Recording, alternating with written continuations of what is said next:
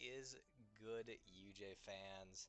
We're here with a quite exciting match against Cornell today. So I know that the SR is about the same for both teams.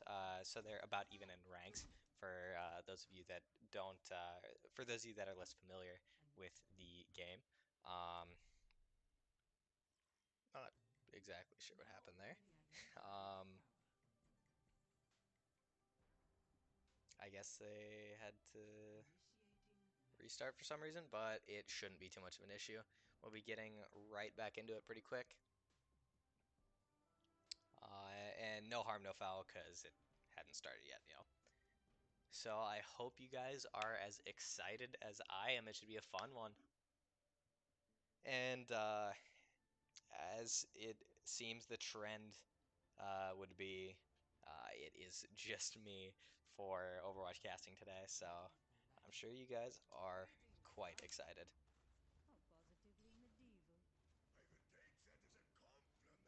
Oh, it is not just me today.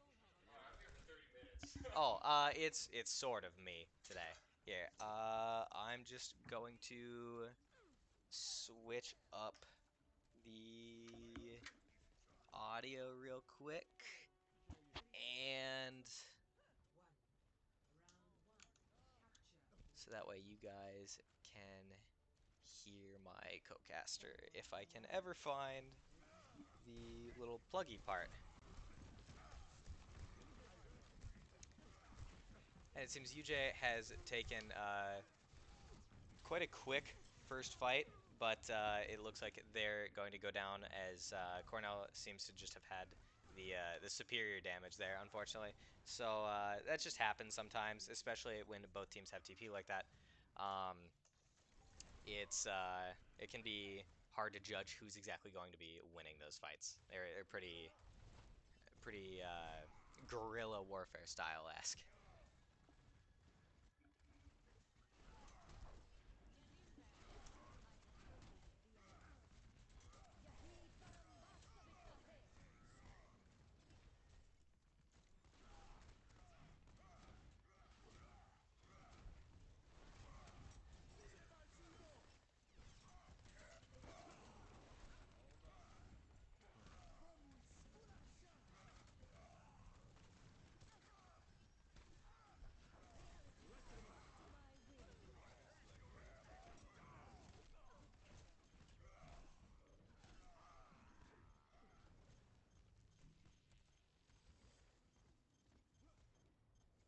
Is this good? It's really loud, but it's good. So, it looks like we're good to cast. Okay. So, first few fights, for the most part, hadn't gone in UJ's favor, but luckily, as I was finagling with our hardware on our end, UJ won, controlled the point, and so now it's on Cornell to take back control to really get those first easy picks. But that's sometimes quite hard here on this point. Yep, awesome. Yeah, I'm quite new to this game. Can you kind of give me an idea of what's the objective of Overwatch? So what they're doing right now is trying to control the point as best they can. So you see up in the top center of the screen, Cornell has 53% progress for point, and UJ has 36% progress. So once you hit 100%, Okay. you win the round. So what about this guy who's just swinging his bat around? Yeah, he's got a big hammer. Reinhardt Okay. is the main tank of the team, so he's got that big shield, and he's just absorbing as much damage as he can for his team while holding space. Is the way that we like to describe it. Okay. So it looks like Cornell is having switched to the Reaper instead of the McCree. I'm not sure how much I like it, but it does seem to be working in favor of Cornell. Just once they get those close range engagements, it's really, really hard to fend off that Reaper.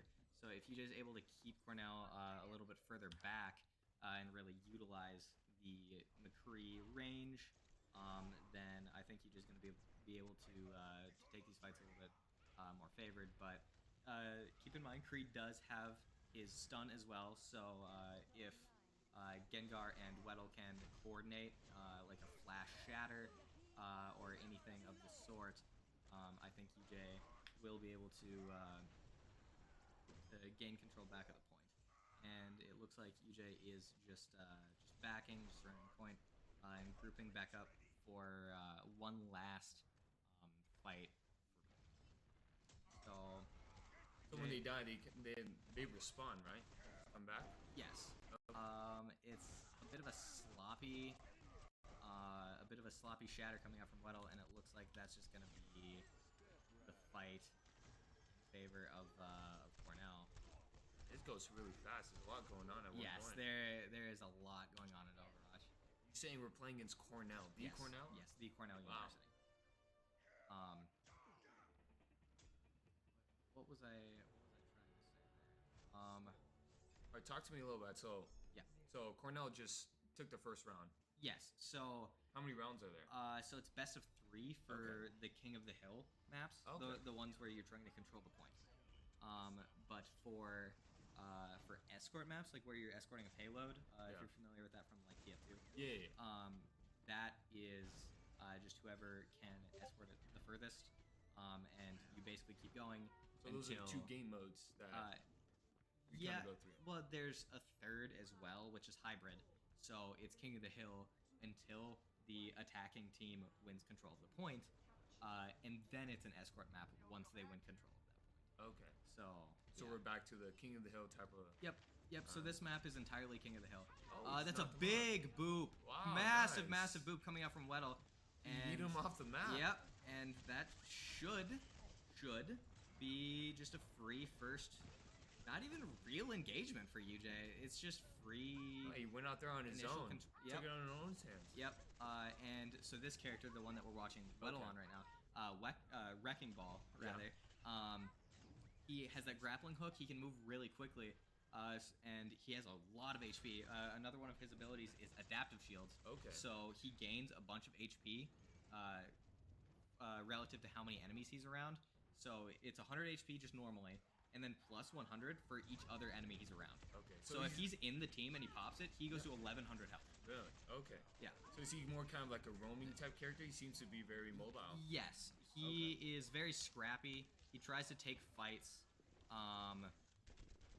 Basically, like on his own terms. You know, he's not a team fight kind of character. He's the kind of character that just gets in the enemy team's backline, causes chaos. Okay. As That's much exactly what he possible. did right off the bat. Yes.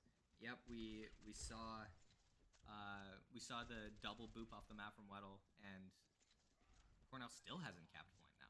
So that was clearly very, very impactful for UJ. UJ hitting 50% now, halfway to winning the round. Was the other team not expecting it? No. It seems to be like no, they were not expecting it. And even if you are expecting it, it's definitely a little hard to play around. It looks like blows are going to be traded. It's going to be 1-for-1. Weddle and Quick Kill are going to turn things in the tide of UJ. And it should be a one fight for UJ. UJ just cleaning up. And it's not looking too hot for Cornell anymore. UJ at 80% now. And they have a Sound Berry coming in. They have a Grav coming in. I guess they get Shatter if the Rhine lives long enough. Was the first round on a different map? Well, it's a different point. So they're all Okay. technically the same map, and Yeah. it's different points on the same Okay. map. So here we see Gengar just on the flank, trying to get as much he's poke got damage as he can. No one knows he's right there. Yep. And he is... He's all over the place. Yep. He is another one of those characters that's really scrappy. Just tries to get a bunch of damage before the enemy knows what hit them. Wow. But it looks like... Oh, they got one on the board. They got 2 on the board. Yes. So it looks like Cornell is going to hit quite a massive Earth Shatter and turn things in the tide of their team. But It'd be kind of hard to throw this. yeah, it's... Hopefully we don't. With that being said, Gengar is coming in with Pulse Bomb. Little Snack has Valk. Weddle is going to have Mines. So, assuming none of our players int, it should be pretty easy Oh, with the big stick onto the Kree, Jägermeister does go down to the Reinhardt, but he did initiate with a big hook. So Gengar just getting out and continuing to poke. The Reaper, he like fell off the map and TP'd back up. That was a little odd. But it looks like it's just going to be the point for UJ. What was that? That was very funny. Gengar got pinned by the enemy Reinhardt, and the Reinhardt fell into the moat, and Gengar didn't. Not that it would have mattered. Yeah. UJ had already won the round. It was after the round had finished, but that's just a funny little. So with how bit at the crucial that the hamster did that first round, you think they're going to be expecting that, or do you think we're going to try that again? I think I would be a little surprised if Weddle stayed on Wrecking Ball. Yep, it looks like we're going to see him swap back to the Reinhardt. Okay. Because so this point doesn't have the edges of the map in the same way that the last point did. There are still points, like you see on the left over here when the players go out. There are still places to be booped off the map, but once they get to the point, it's quite hard to be booped off the map. So it looks like Quick Kill is just going to be throwing those turrets in, trying to get some damage in.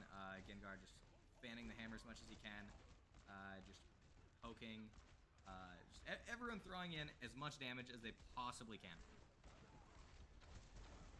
Jägermeister with quite a big rock, but UJ getting a little aggressive. Yep, and it looks like the Junkrat is going to be doing Junkrat things and just killing 3 accidentally. So that's going to be initial control of the point for Cornell.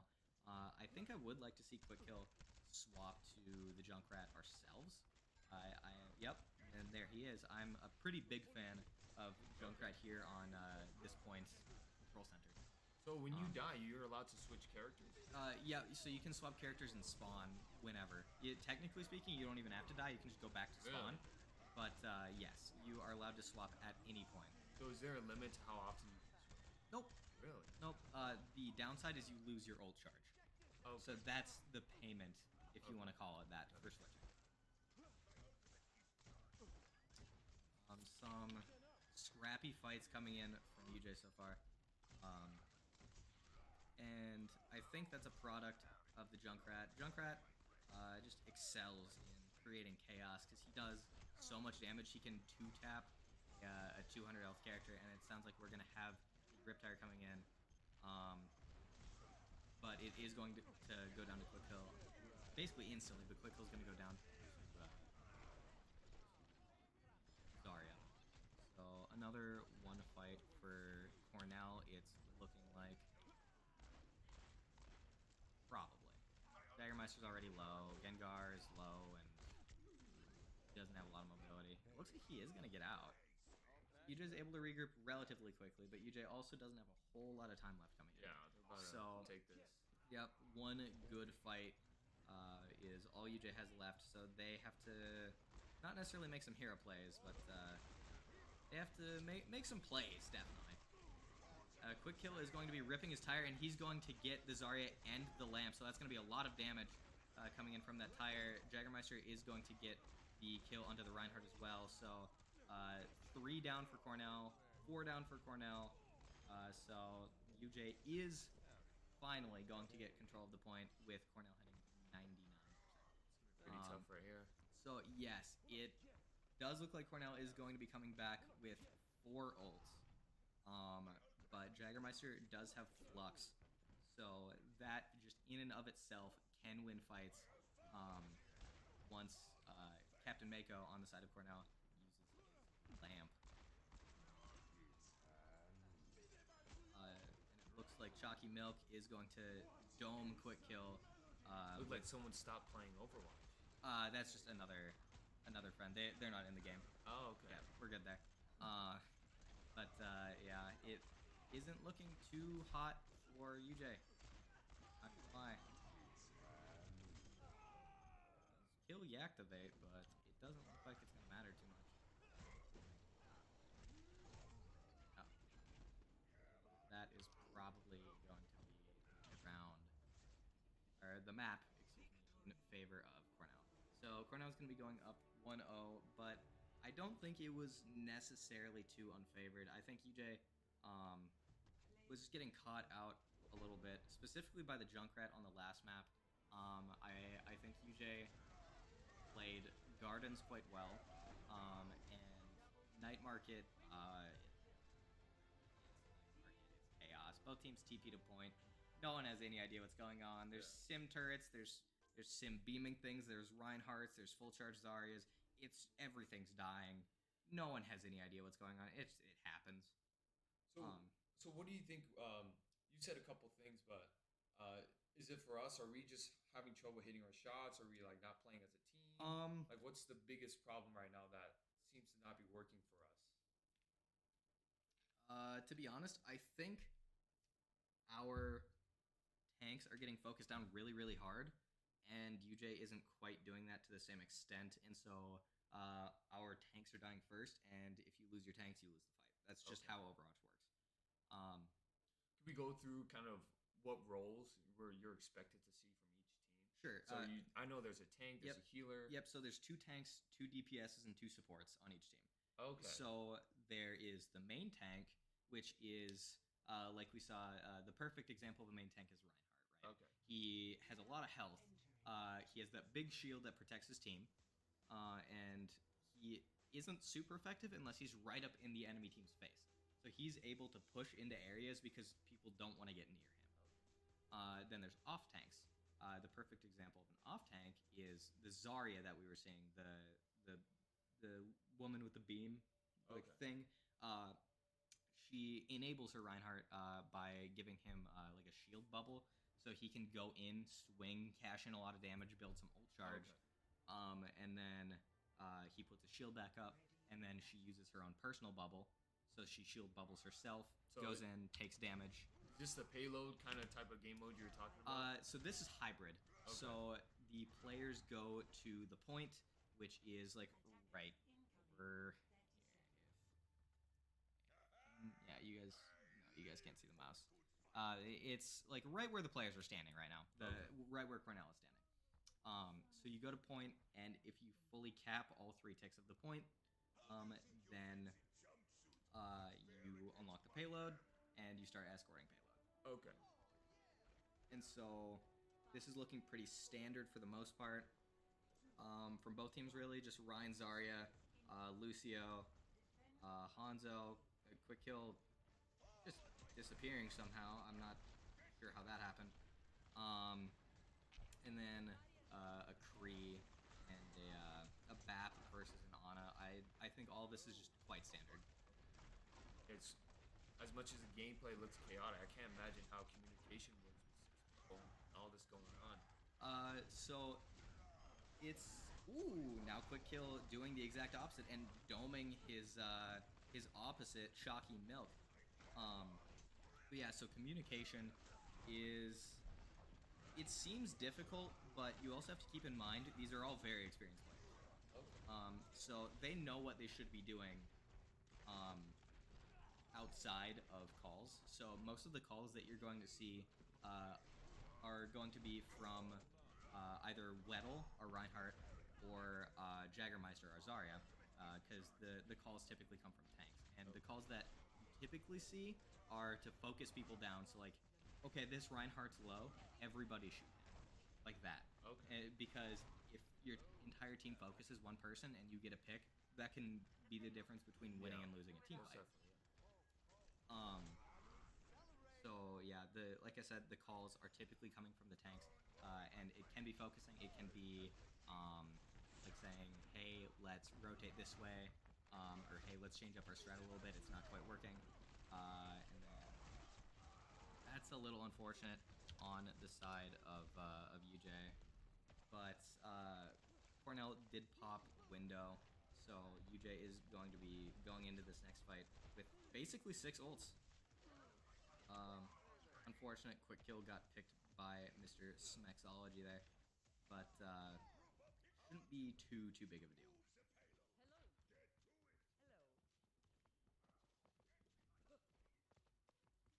Just having to keep in mind that Cornell is, if I'm not mistaken, a Masters average team. Really? So yes, they're definitely quite good at the game. It looks like Cornell rather whiffed their grab, whiffed their drag, and now UJ is just capitalizing on that. And Little Snack did go down relatively early in the fight to the dragon, which is a little unfortunate, but luckily Forehead is going to be going back to spawn to taxi her back, because one of Lucio's abilities is he speed boosts himself and the people around him. Okay. So he basically has passive auras, and he can switch them. So he's on healing right now, and that's speed. So dependent on what the team needs at any given time, he can speed them up and like enable the Reinhardt and Zarya to be really aggressive, or he can heal basically his entire team. So is Overwatch very tech heavy, or would you say teamwork would probably be the most? Both. Both? Both are absolutely very important. Oh, it's a big shatter. Oh, but there was no follow-up from UJ. It's so sad. But UJ does get two. UJ does get two.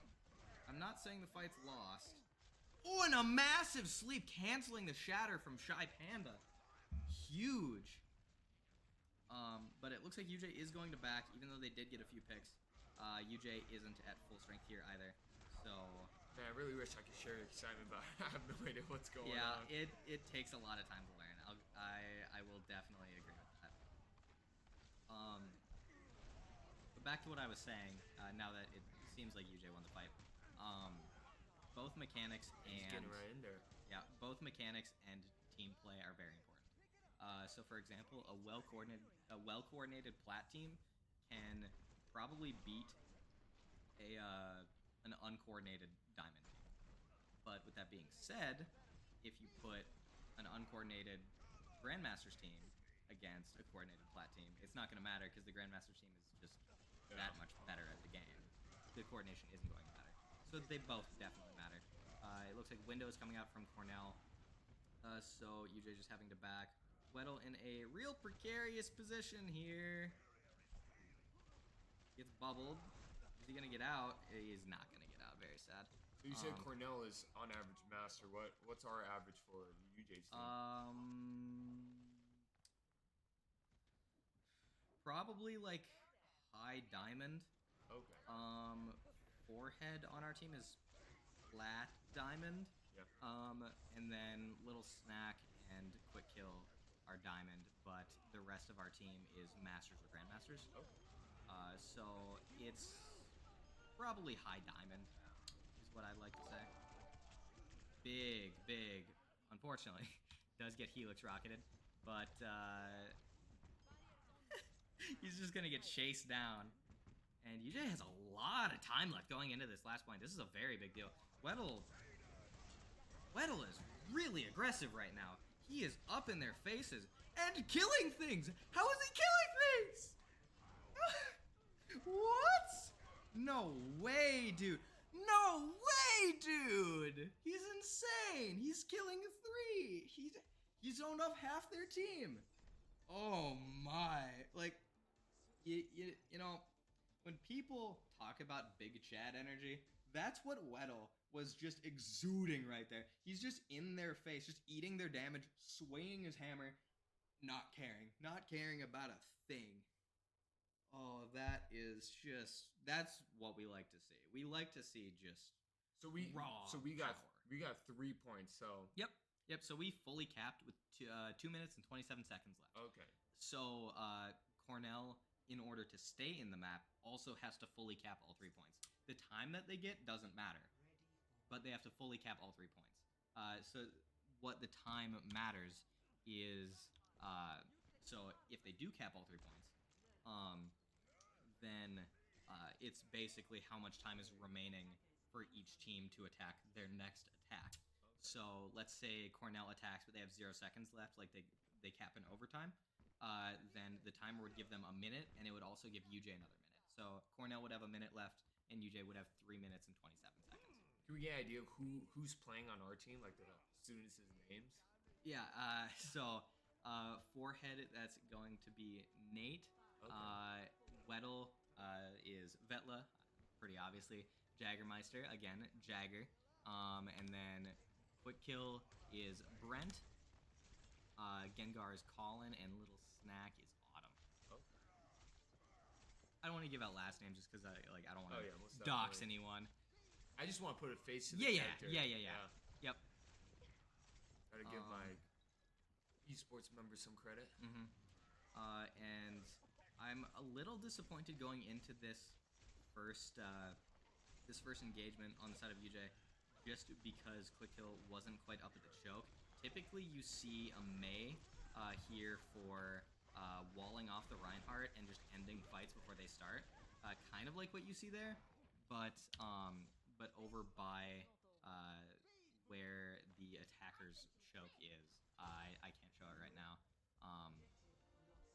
We might just not get to see it unless we get another run. But yeah, the idea behind a Mei on first point is she walls off the Reinhardt as their team is pushing. They kill the Reinhardt because he's stuck behind a wall, and then the rest of the team has to back because they don't have a main tank. Okay. So it's a little interesting. Jagermeister swapping onto the Hog.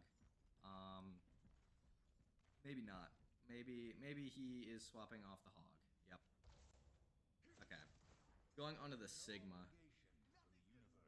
Perhaps he didn't mean to pick the Hog, and the spawn just swapped because when the attackers cap a point, then the spawn swap. Okay. So maybe he didn't mean to pick the Hog and was just stuck with it, which is a little unfortunate. Little Snack getting logged quite early there, unfortunately. Shy Panda committing the Earth Shatter, as well as Chalky Milk committing the drag. So lost fight for UJ, but honestly, 3 ults there, we take those. We saw Nano, we saw Shatter, we saw Drag, and those are all pretty impactful ults. UJ lost the fight, but I'm not too unhappy. So how long are these cooldowns for everyone's ultimates? It's dependent on the character. So, a good kill by Jagermeister, by the way, eliminating Chalky Milk like right as the fight started. So the ults vary based on the character. So, for example, Quick Kill on the Mei, he's gonna be getting his ult a little slower. One, because he's not doing a whole lot of damage as Mei, and two, because his ultimate is basically fight winning when he pops it, so it's gonna come back very slow. And speaking of fight winning, here we see it, and there goes the fight. Probably. Okay, yeah, there goes the fight. So, like I was saying, Mei's ult comes back quite slowly, but very impactful.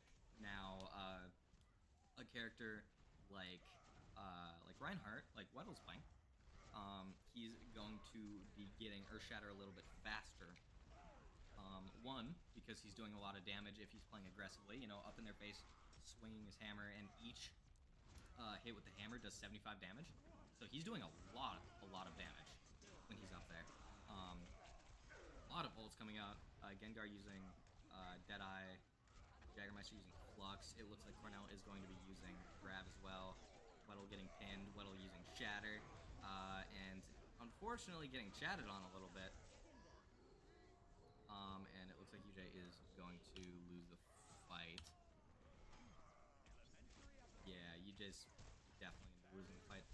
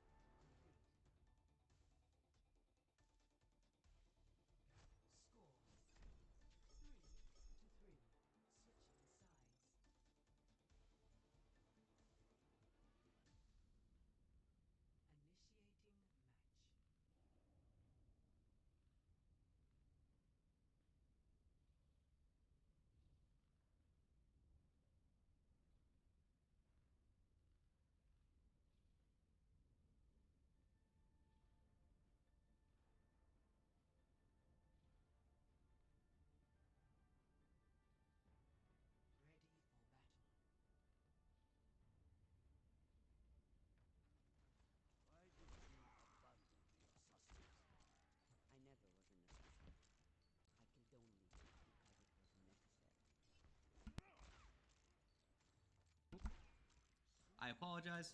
It seems like the mic didn't unmute when I hit the unmute button. So like I was saying, I appreciate the sub from Findolin, which I wasn't able to mention earlier just because of all the action going on. And if you guys would like to join the sub train as well, you are more than welcome to.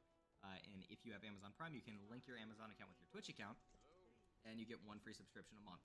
So if you would want to use that on us, we would be more than happy to accept the support, because it goes straight to the team's fund. Good eat coming in from Jagermeister so far. UJ playing aggressively, but metered aggressively. And just big alpha male energy from Jagermeister. Just killing 3, just winning the fight so hard. God, that was just brutalizing Cornell if I've ever seen it. I don't think they ever stopped holding W. I don't think they did. That was nasty.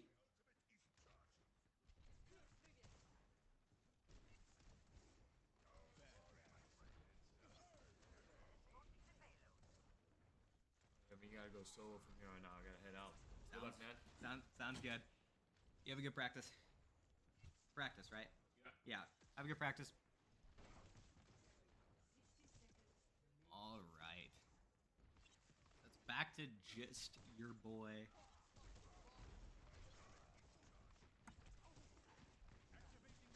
And Cornell just taking high ground. But UJ having a lot of spam damage.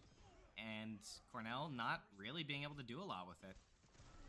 So I'm not sure exactly what turned. Because the team comps didn't, but it seems the focusing might have. Seems like UJ just knows who they're shooting a little bit better.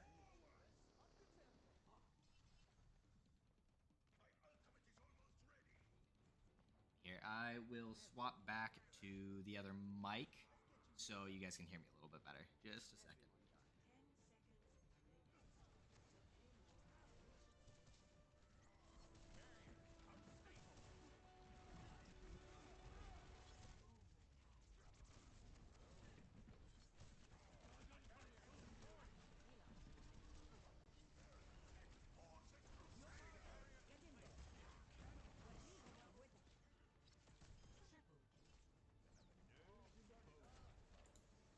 Hello. Awesome. You guys can hear me again.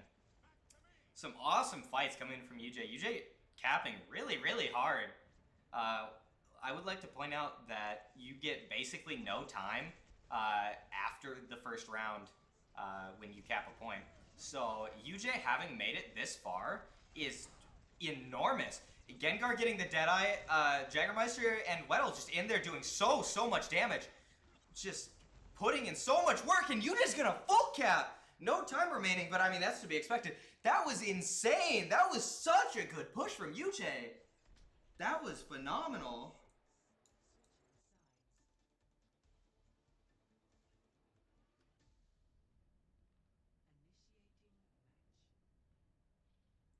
Oh, that was so good. I don't want to gush too much, but that was just phenomenal aggressive play. It was good, it was metered, the healing was on point, the damage was on point, everything was coordinated. That's what I want to be seeing out of UJ, dude. We deserve some pogs in chat. That was insane.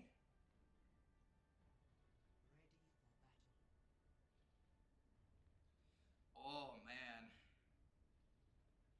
Now, if UJ can put in a defense just like they put in their attack, this is going to be one of the easiest rounds they've had in a while. Like, that was phenomenal.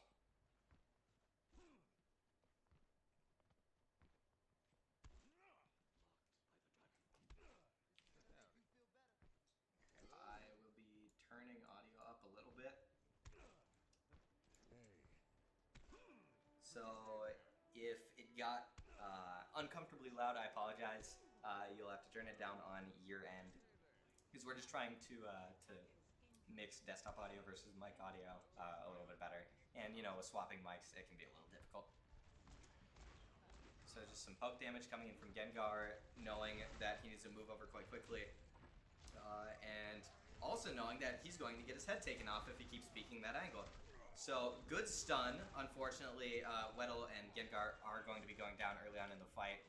And so that is probably going to be the point for Cornell. But keep in mind, Cornell isn't going to be getting basically any time whenever they cap anything. So if UJ is able to knock Cornell off of the point at any point, it will just be a map win for UJ.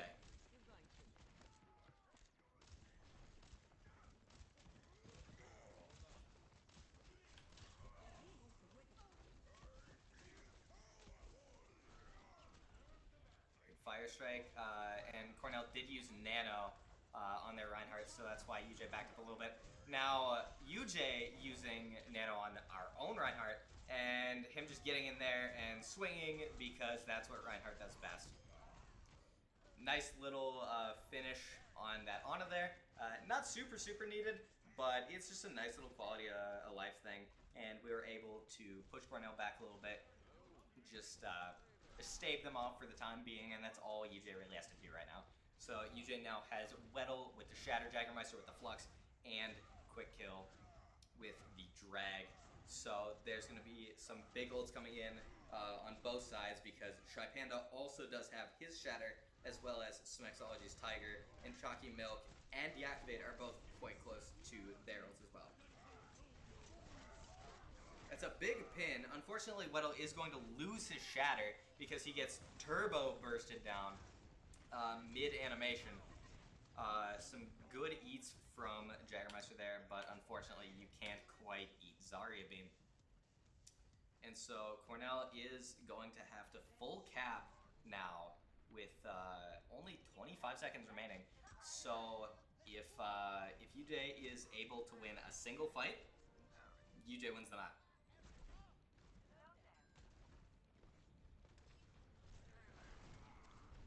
Good Fire Strike coming in. Gonna get healed up, but just a little ult charge, and it could matter.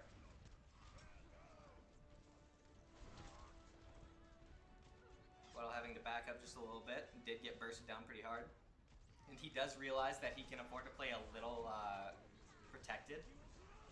Jagermeister does eat Taskmaster's grab. Gengar picks 2, and Forehead picks 1. Forehead and Jagermeister do go down, so it's a relatively even fight. Quick Kill kills Taskmaster, and Chalky Milk goes down as well. So it looks like that is going to be the map for UJ. Now, this series, 1-1. Couldn't be much closer than it currently is, folks. Oh, man.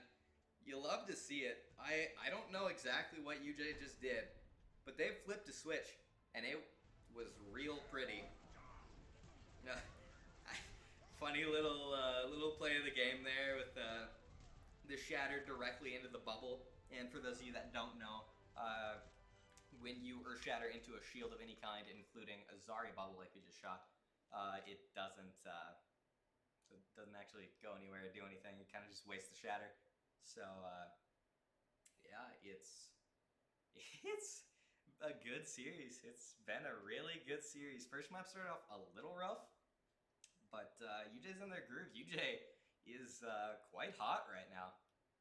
You'll love to see it.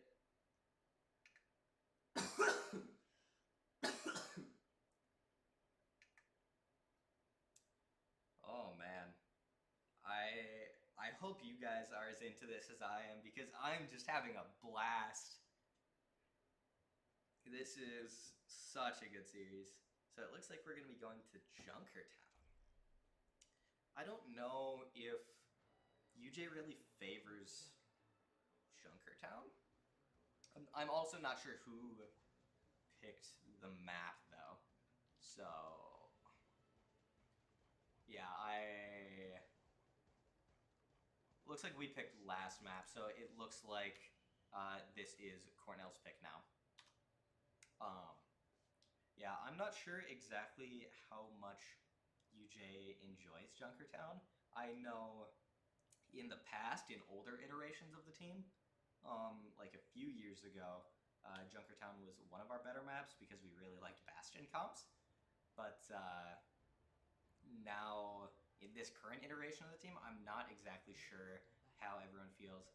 I wonder if we'll see Gengar stick on the Widowmaker. That'll be a little exciting. I don't imagine we'll see Quick Kills stay on the Symmetra. Because, I mean, like, I guess you could teleport on the cart. But I don't think that's a real thing. I don't think that's something you do. Yeah, it looks like he's gonna swap to the Tracer. And, that looks a little bit more orthodox. Maybe with, like, yes, there we go. That's probably the pick that I would like to see. Double Sniper, Little Snack on the Zenyatta, forehead on the BAP, Jaggermeister and Weddle on the double shield. So the double shield sniper comp is pretty standard for the most part. And even though he's not getting the best angles right now, I do want to keep an eye on Gengar, just because, you know, how flashy Widowmaker can be sometimes.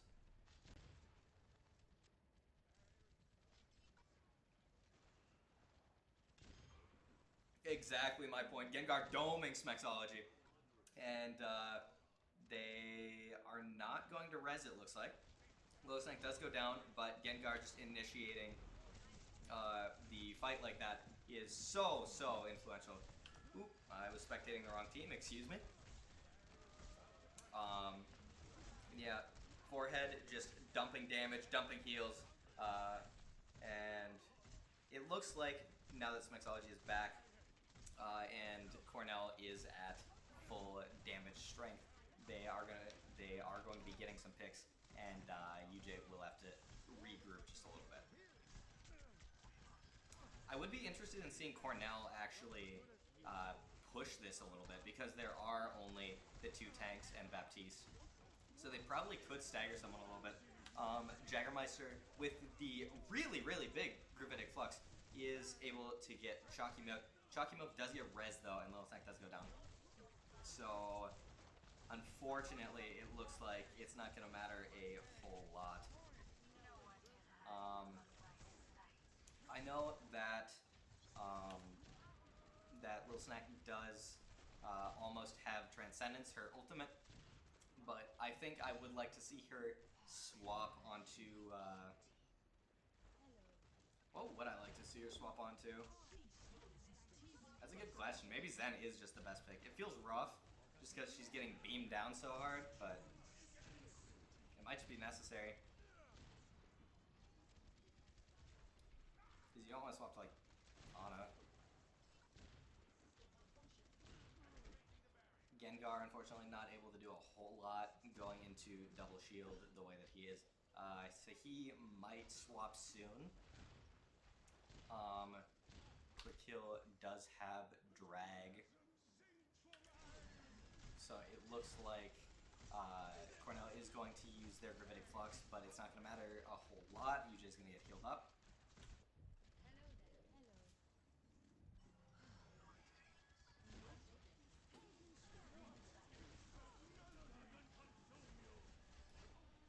And I really hope I wasn't muted that whole time. If you guys could hear me, cool. If you guys couldn't hear me, I wasn't talking, don't worry, nothing happened. Multiple mics are rough.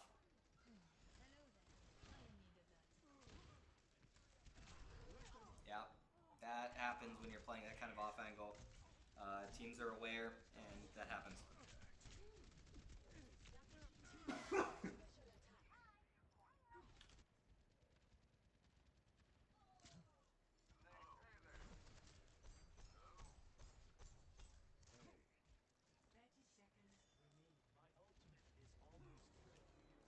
So UJ possibly looking to get full health here. This isn't looking too great for UJ. So maybe Cornell did their research, maybe they got lucky with the map pick, but yeah, UJ not looking too hot this map.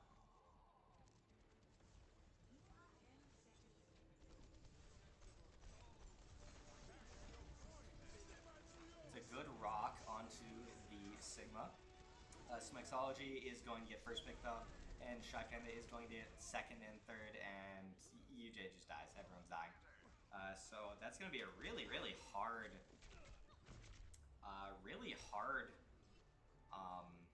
defense for UJ. having to hold a relatively far back point. Like you didn't tap at all, and that's pretty unusual in terms of just Overwatch matches in general, really. I'm not sure exactly what was happening. I saw that Little Snack did seem to be getting picked quite a bit, but on that Zenyatta doesn't have mobility. He doesn't really have self-heal, and I mean, his shields regenerate after a little bit, but it's still hard to avoid stuff as Zenyatta. So I don't know who we could have went with otherwise. Maybe a Mercy Pocket onto Gengar playing the Ashe like we're seeing now on attack could have been better.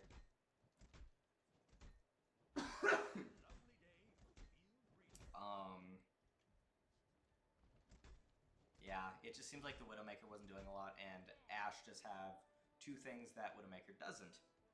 One being her Dynamite, which can force people back, especially squishies. And two, she has Bob, which she can just throw wherever she wants. And Bob's kind of a nuisance. So it looks like Cornell is going to be opting for the pirate ship composition. So for those of you that don't know what the pirate ship comp is, you put Bastion, the turret man, on the payload, and he just kills things. You just shield him and pocket him and stuff, and you just let him kill things. And killing things he is. So it's a good rock coming out from Jagermeister, but it's not looking too great for UJ. Forehead is doing about as much as he can with the resources that he has, and he's doing quite well, quite frankly. Weddle does get back, does pile drive on point, and is going to actually probably win point. With all things considered, that being said, Cornell is able to get back to point really, really quickly, and with the Orisa res right on point, that's going to make things very difficult for UJ. So Quick Heal is going to pop his Molten Core onto point, which is it's molten metal. You guys can imagine what molten metal does to people. And Forehead now getting caught out just a little bit, but with both of UJ's tanks dead, it not looking too good. And unfortunately, that's going to be the series. So, like I said, UJ was performing really, really well, but Junkertown, very much not their map. I'm not a huge fan of Gengar's Widow pick, actually. Normally, I'm not... Oh, it's best of 5? Is it always best of 5? It's best of 5, we got more! Picking Hanamura. I like it. Is it always best of 5? Am I dumb? Don't answer that. And you activate in the chat, not happy with the Hanamura pick. To be fair, I think Hanamura is probably the best 2 CP map. The 2 control point map is what that means. But 2 CP is not an enjoyed game mode by basically anyone. So, yeah, he's toggling, he says. Yeah, 2 CP is not, it's not super fun. It's not awful, but it's not great, and it's really, really hard to full cap. Because typically speaking, on the second point, defender spawn is like right on the point. It's like 5 feet from the point, so you have to full wipe the enemy team and then defend because they get to respawn and come back to point before you full capped. It's interesting.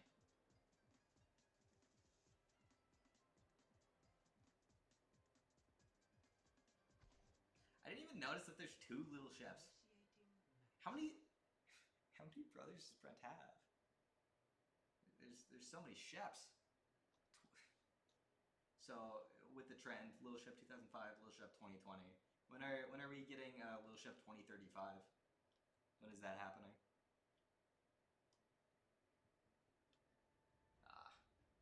But it looks like we're gonna be getting into it quite soon.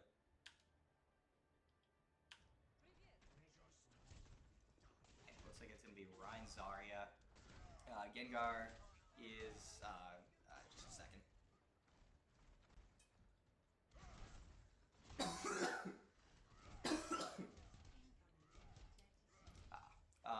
Like I was saying, Gengar isn't going to be staying on this Widowmaker.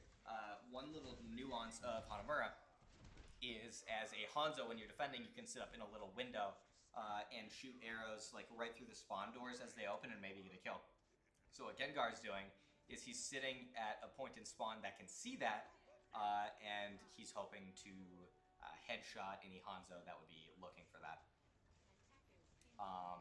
But yeah, he won't be staying. He'll likely be swapping to a McCree, a Reaper, something like that.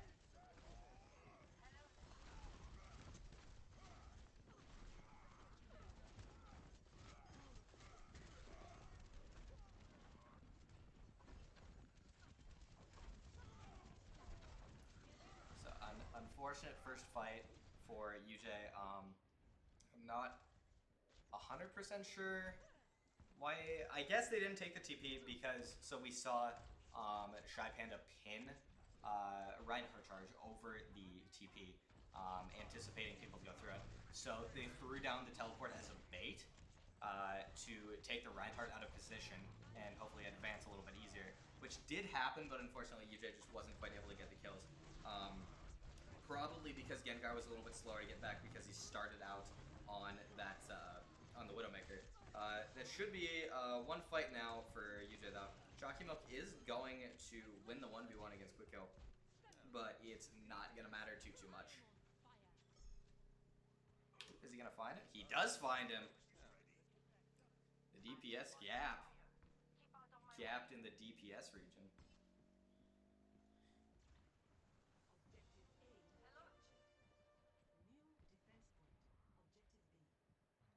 Here we see Weddle in a pretty aggressive spot again.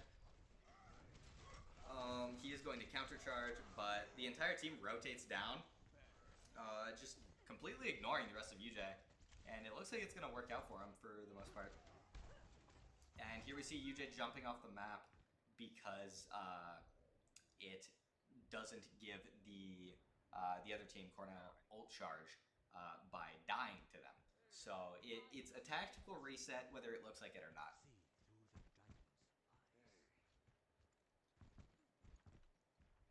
So Cornell did recognize that Weddle was a little split, and I would tend to agree with them. He definitely was a little split from his team. And I understand what he was going for. He was there just to make sure that Cornell couldn't aggress on the rest of his team very easily. But he got aggressed on instead. And, well, Reinhardt is quite a large, beefy man. He's still killable. So it looks like Cornell is going to pop Drag, it's going to kill 2, as well as popping Tactical Visor. And everyone except the tanks are going to die, and soon the tanks are going to die, yes. So UJ getting a lot of kills, but not getting any point progress. So not exactly what we're looking for.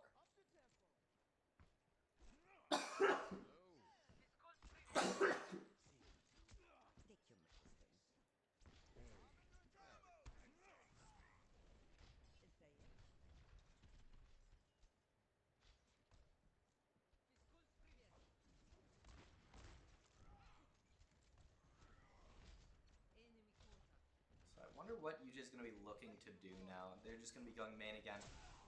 Oh, that is a absolutely massive anti-nade coming in from Cornell's Ana. And that's going to force UJ back for a little bit. So as you saw, the entire UJ team basically had a purple bar around their health bar. And that means that they can't be healed while they have that status. So in lieu of dying, they backed. But it looks like this time around, UJ is in fact going to just die. I like the quick resets coming out from UJ. Even if they're not winning fights, they are getting a good few more fights in just by resetting the way that they are. I like it. I like it. It shows that they're conscious of. It shows that they're ult tracking and they know when the ults are going to be coming out and how those few extra kills are going to be impacting things. Good Sonic coming out from Quick Kill.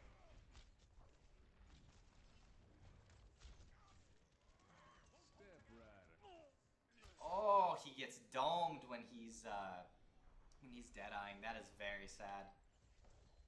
That's just brutal. The thing about Deadeye, McCree's ultimate, is if you get a skull on people, you pull the trigger and they die. There's no aiming involved, but you're standing basically still while you're doing it. So you're a really, really easy target for logs from Hanzo's bow.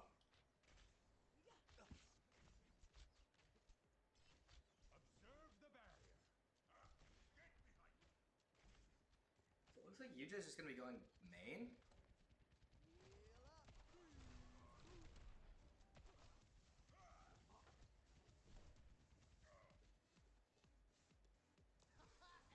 It looks like Forehead is going to be amping. And UJ does have to be conscious of quite a few different angles here. I'm not a huge fan of it. It's a very good beat, though, coming out from Forehead. Hopefully it'll matter. Taskmaster's so low on Cornell's end, but he is going to get healed back up. UJ is getting picks, but they're not mattering enough.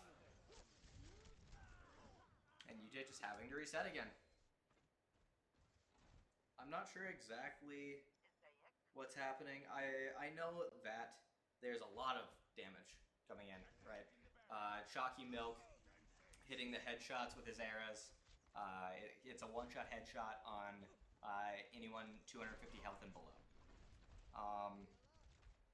And then Smexology over there with the constant damage of McCree as well.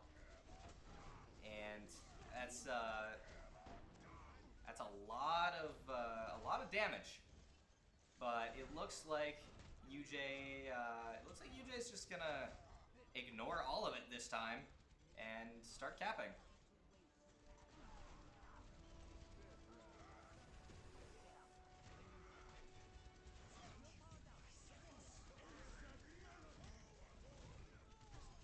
It's a big flux, big hammer swings. I would like to see UJ full cap, but that's a little ambitious. Is it a little ambitious? It's not a little ambitious. UJ just full caps the last fight they have. They just come in and roll. Whatever you guys are doing, do that more. I like the initiation with the drag. I know that the Reinhardt went down very, very easily because of how much damage he took from Quick Kill's Dragon Strike. And then it also forced the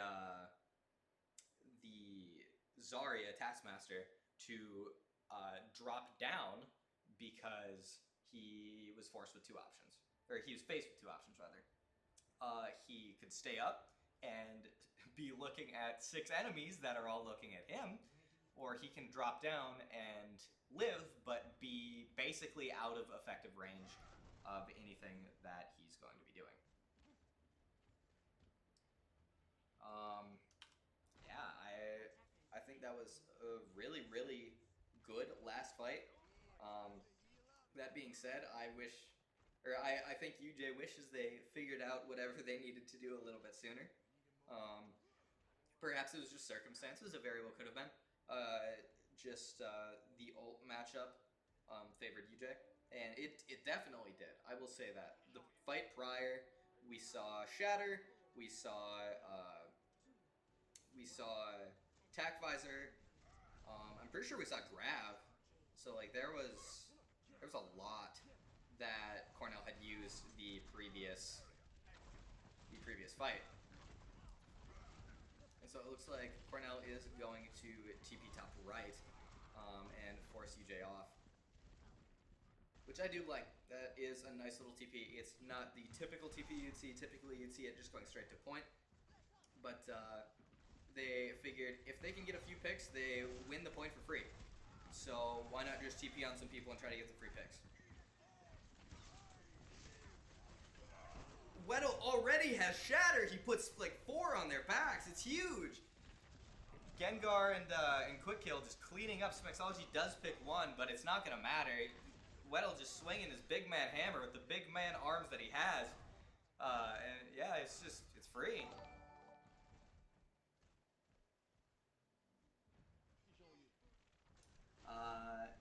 Unfortunately, we do not stream Apex Legends. But, I mean, during the 24-hour live stream, which will keep you guys updated, we don't know exactly when that's going to be so far. During the 24-hour live stream, that's a real possibility. So be sure to check in then.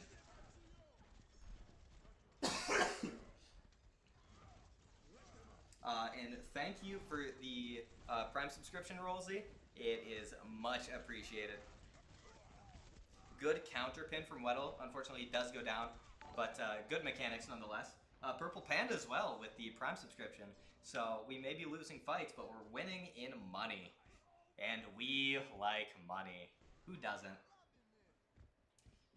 And the more money that we have in our team fund, the more that we're able to do in terms of travel, in terms of setups. We could get a nicer casting setup, which we should be getting quite soon, actually. Massive Shatter, by the way, if I can interrupt myself. He's a big man, and he is creating earthquakes with his big man abilities. Nice stagger on the Zarya. Very, very nice. I appreciate. Well, like I was saying, the more money that the team has, the more we're able to do, both for ourselves and for the community around us, so we can set up like LAN tournaments, so both high schools and colleges, and even just individuals can come in and compete and really have some fun, and that also helps with our recruiting as well. So basically what I'm saying is, if you're subscribing, you're making our team better. So Mom, I know you're watching, you have $5. You got this.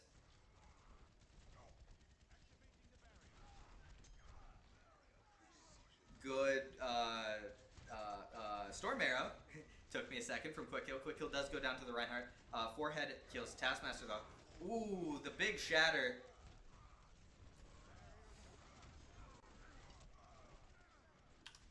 Unfortunately, it looks like Cornell was able to get quite a bit of damage from their off angles, and it's not looking too good for UJ. I guess it's a pretty okay beat, but that being said, it's probably not game winning. And Weddle getting grabbed probably isn't going to matter a whole lot, but wait, Quick Kill's on Bastion? Oh. Gengar gets the kill onto Shocky Milk. UJ is able to save it. That's nuts. That's insane.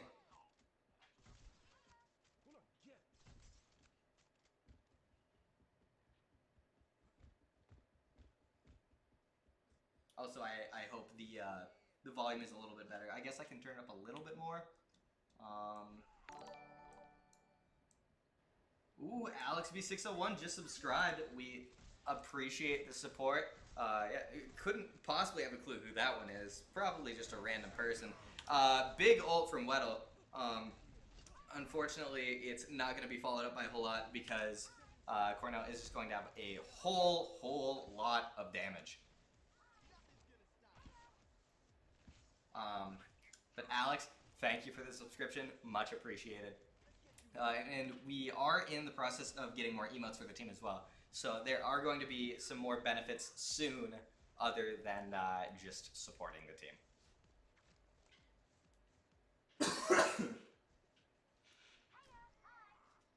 Oh, and there is a hype train. He's right. So if you guys subscribe or gift a subscription or use bits in chat, it increases the hype train so you guys can earn some exclusive emotes. So Smexology is going to be popping Visor, and yeah, just everyone on Cornell is going to be popping ults. And yeah, there's nothing now. Yeah, it wouldn't even have mattered if Jagermeister touched. That's not anything you're going to be coming back from. So Cornell does have a little bit more time, but with that being said, UJ is possibly able to full hold and possibly draw the map out. Because draws are actually a possibility on 2CP maps. They aren't realistically on Escort or Hybrid, or King of the Hill. But on 2CP, it is an actual possibility. Purple Panda gifting a tier 1 sub to Cosmic Corn Dogs. Much, much appreciated. I'm sure the Jimmy alum is quite excited about that. And can I get some happy birthdays for Cosmic Corn Dogs in chat too? It is his birthday today, his 22nd birthday. So be sure to wish him happy birthday. He is getting quite elderly now.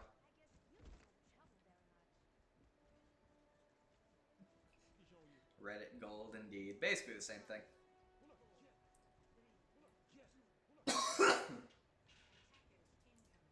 Oh, excuse me. I enjoy blowing out your eardrums.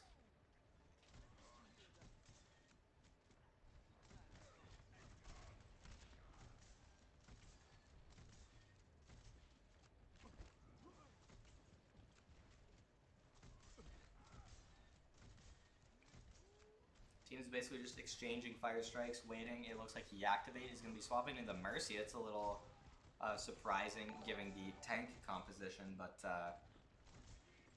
I mean, they're running a Pharah. Like, I understand why. It looks like Shy Panda is going to be going down to Jagermeister, and Weddle is going to be picking up Taskmaster. Activate is going to be rezzing Shy Panda, though. So, UJ is still only up by 1.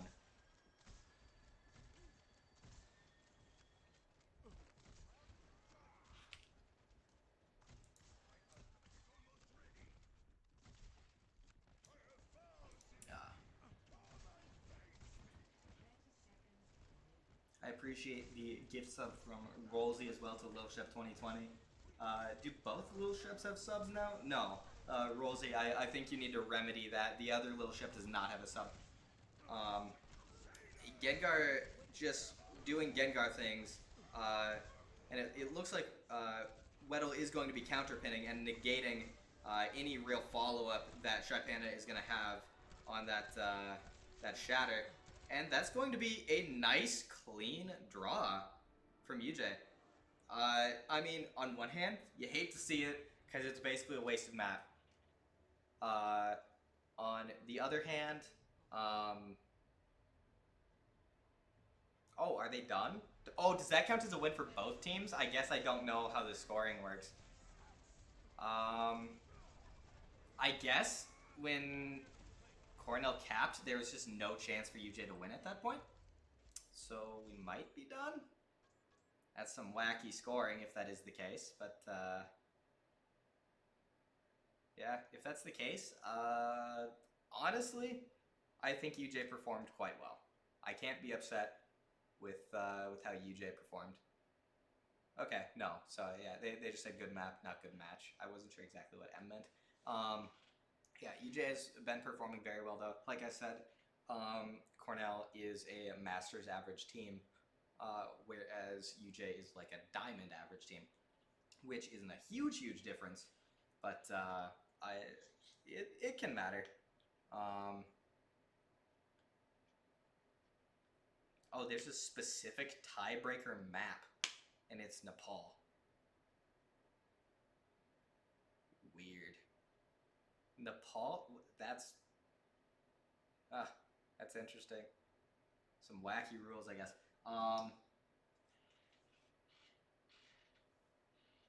Yeah. It looks like we're going to Nepal. This is just a banger of a series.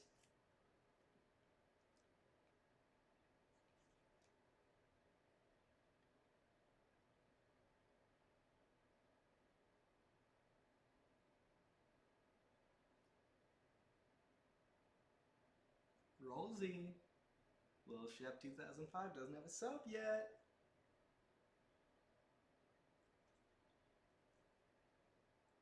There's a lot of chat involvement, though. I really appreciate all the chat involvement tonight. It really does make things more enjoyable. Because in the downtime, I am able to engage with you guys a little bit. And it does just... it does increase that connection. It just makes things a little bit more fun. We got a level 1 hype train emote. Let's go. Can we hit level 2? Can we hit level 2? Woo! Look at that. It's a husky, I think it's a husky. Either way, very cool. Like I was saying, I appreciate all the chat involvement.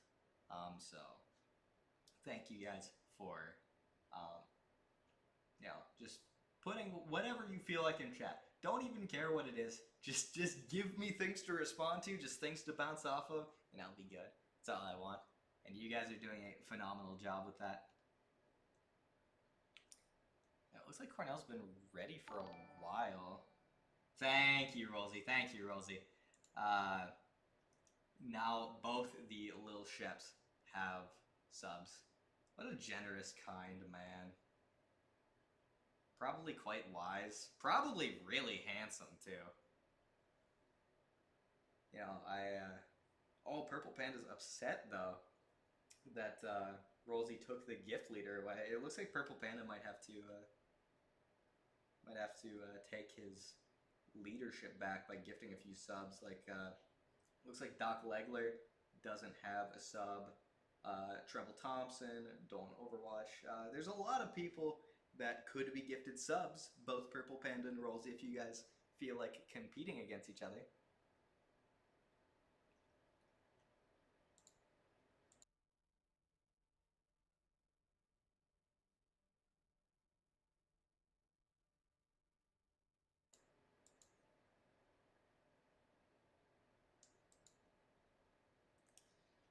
This is a good time, though. This is a vibe. This is one of the best matches I think UJ has ever had. That doesn't feel like a stretch. This is one of the most entertaining matches I have ever watched our Overwatch team play. Easily. Because both teams are playing very well. And I think there's a few little mistakes on UJ's side, but with that being said, I think there have been a few little mistakes on Cornell's side as well, and both teams realize that and are capitalizing on the other team's mistakes. So this is just so fun to watch. I'm so happy that I get to cast this. World Cup 2020, have a good night. Thanks for stopping in, man.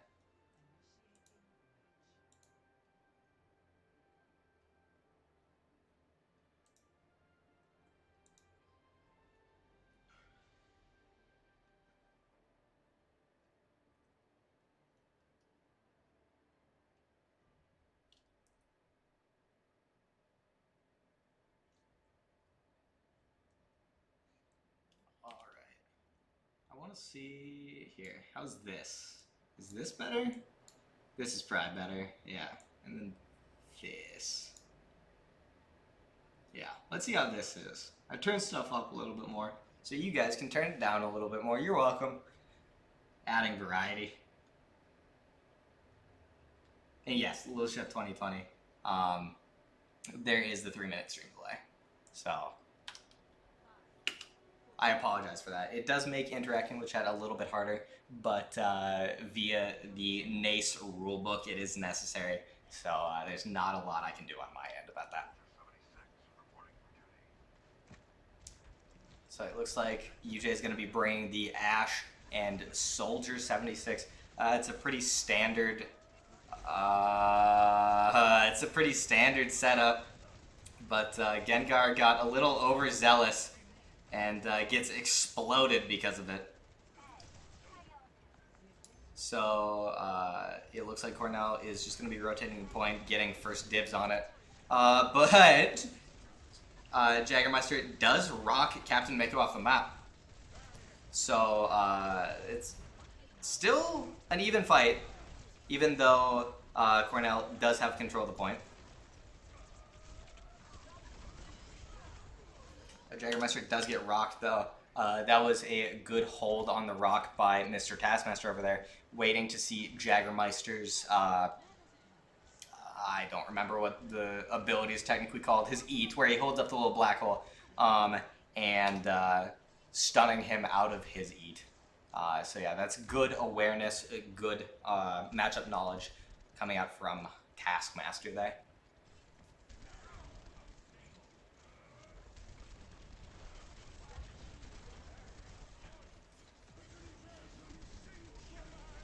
Big flux, but Taskmaster does go down, so it's still relatively even. Smexology does pick Little Snack, and Chalky Milk does pick Weddle. So it looks like you just has to back a little bit, and Cornell is going to maintain control of the point. Rosie saying his favorite food is currywurst. Is that a thing? That feels like an amalgamation of cultures. Like, probably not bad, it just sounds borderline blasphemous. Getting back into the action, UJ is going to be popping both visor and window, so that's a whole load of damage coming out of those two ults. For those of you that don't know, Quick Kill, his ult, Tac Visor, basically aims for him. He doesn't have to aim at things. And Baptiste's ult, played by Miss Little Snack, her ult puts up that window that you saw, the big rectangle, and it doubles any damage and healing that goes through it. So Forehead is going to rip the res on a Quick Kill just so UJ can play a little bit more aggressively. And I think I like that play.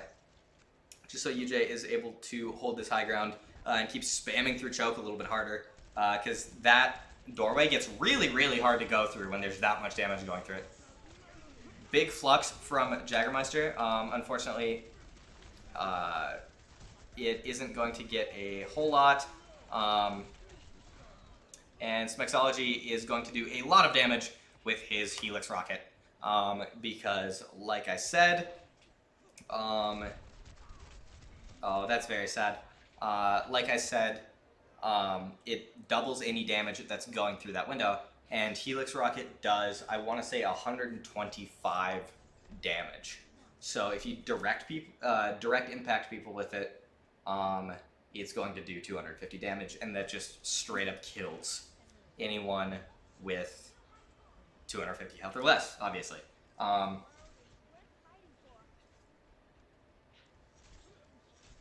Deadcool22, also in chat. We appreciate you being here. We appreciate the viewership. And I don't know, new to college, but maybe you've got $5. You wanna sub? We'd appreciate. All right, I see in chat that the audio levels appear to be a little bit better. A lot of damage coming in from Cornell's side, and Gengar wasn't able to be in that fight initially because he TP'd UJ out of spawn. But the fight's still relatively even. Little Snake does go down, and as I say, it's even. Jaggermeister and Weddle and Forehead and Quick Kill are going to die as well. Okay, yeah, and then Gengar just dying to get back to spawn faster, regroup with his team. Definitely the correct play there.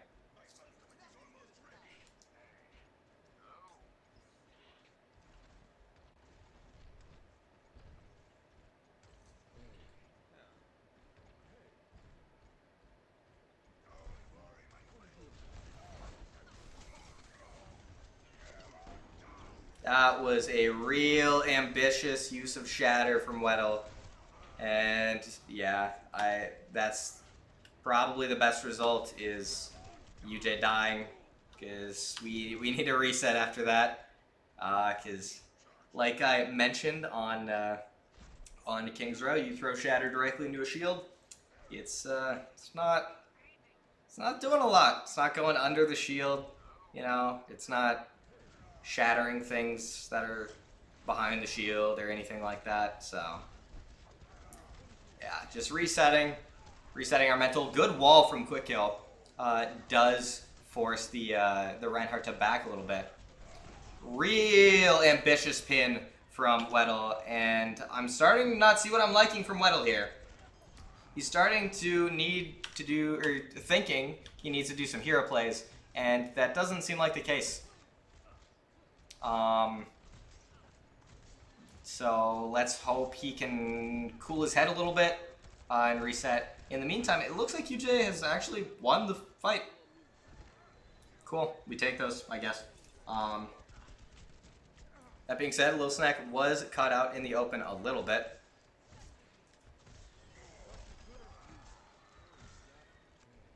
Very good wall from Quick Kill.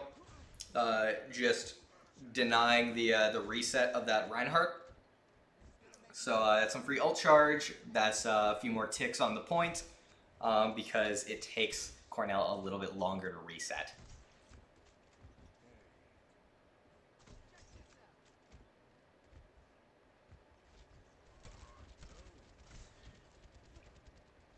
So UJ having to drop. And Weddle, yet again, just throwing down his Shatter in a definitely debatable fashion. But luckily, Jagermeister realized exactly what was going to happen, that the other Reinhardt Shy Panda was going to counter Shatter, and popped his self-bubble, his personal bubble, and walked in front of Weddle and ate the Earth Shatter. So really, really good awareness from Mr. Jagermeister.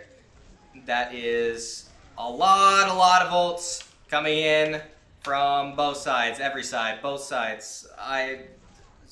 Everyone press Q. Just everybody press Q. Yep.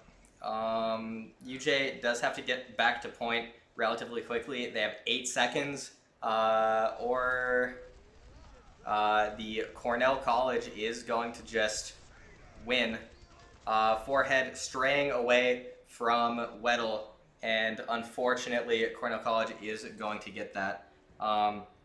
Unfortunate little misplay there at the end where Weddle went right, everyone else went left.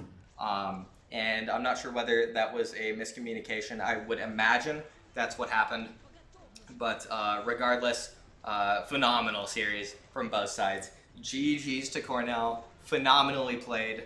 And I think the score says that you guys earned the victory. And it was quite hard fought. So feels a little bad for UJ to play a series that intense, that long, and then lose out. But it's nothing to hang your head about. That was a great series. Both teams played very, very well. And I don't think that, like I said, there's a whole lot to be upset about. So, yeah, I don't know. I don't know if I can talk a whole lot more. That's pretty unusual. I typically like talking a lot when I'm casting, and I don't have a lot more to say. But yeah, it was a really good series from both sides. I'm sure it'll be some really good VOD review from UJ. So they'll be able to see what went right, what went wrong, and be able to fix the few mistakes that actually happened, because there really weren't a whole lot. So yeah, I just want to thank you all again. So much support tonight. So many subs, so much chat interaction. This is what I want every single match to be like. This was so fun to cast, and I'm sure it was really fun to watch for you guys. You guys definitely seemed like you were enjoying it. So yeah, I can't express enough how much I appreciate the support from you guys. And yeah, I am not entirely sure if we're going to be streaming our Valorant game tomorrow because it's not technically a normal season match. But with that being said, there is still a Valorant game next Monday, regardless. I believe Overwatch plays on Tuesday. No, Overwatch plays next Thursday. They have Tuesday off. League plays Wednesday. Overwatch plays Thursday again. So every week is going to be as jam-packed with UJ Esports as this one has been. So thanks, guys, for tuning in. I, once again, just want to iterate how much I appreciate all the support. And, yeah, take it easy, guys. Have a good night.